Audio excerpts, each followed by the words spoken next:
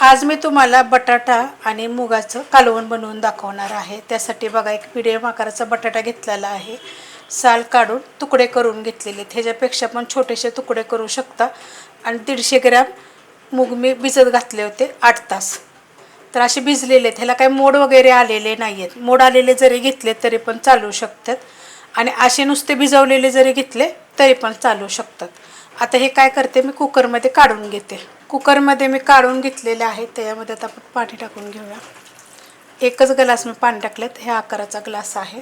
थोडीशी एकदम हळद टाकणार आहे, थोडंसं टाकायचं मीठ। मिक्स करून घेऊया। तुम्ही ह्याच्यामध्ये एक टोमॅटो टाकू शकता, एक बारीक चिरून छोट्या आकाराचा कांदा पण टाकू शकता।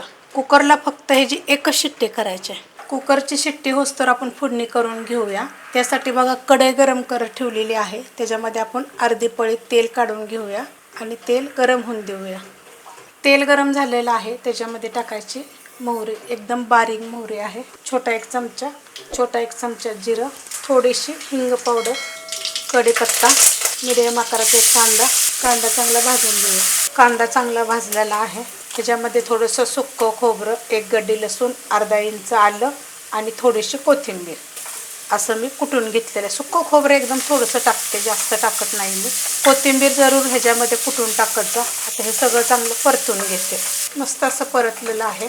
एक मीडियम आकाराचं टोमॅटो। आता ह्याच्यामधली जर तुम्ही एखादी गोष्ट जर खात नसेल तर ती नाही टाकली तरी पण चालू शकतं। आता हे परतून घेते मी। मस्त असं परतून घेतलेलं आहे। गॅस एकदम बारीक केलेला आहे। त्याच्यामध्ये टाकायचं 1.5 चमचा कांदा लसूण मसाला, तुमच्या तिखटाप्रमाणे टाका। छोटा चमचा गरम मसाला, छोटा चमचा जिरे धने पावडर, थोडंसं टाकलेलं आहे मीठ, चवीप्रमाणे टाकायचं। थोडं आपण शिजवताना टाकलेलं आहे मूग।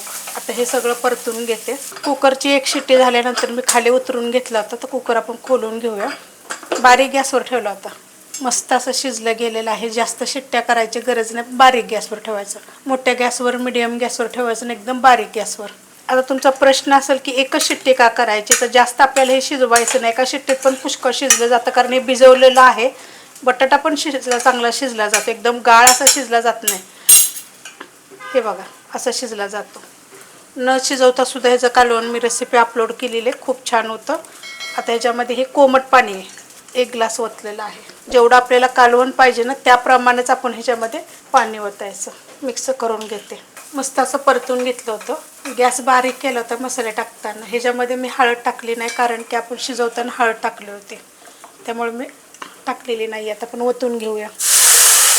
तुम्हाला जर हवं असेल तर थोडंसं हे मूग हातानं म्हणजे फिरक्यानं वगैरे थोडंसं घोटून घेतलं तरी चालेल, किंवा चमच्यानं जरी बारीक केले ना तरी पण हे एकदम शिजले जातात। हो का असे मऊ असे जरी जरा तुम्ही जरा वेळात हे उकळायला पाहिजे ना, जर हलवले चमच्यानं तरी गाळ होतील।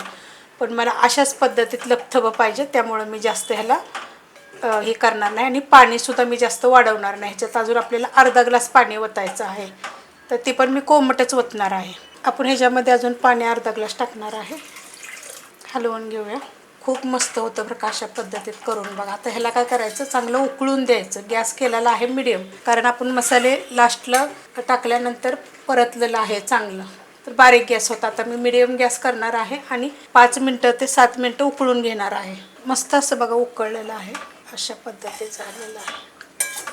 अजून जरी पातळ केलं तरी पण चालू शकते, पण असं खूप छान लागतं।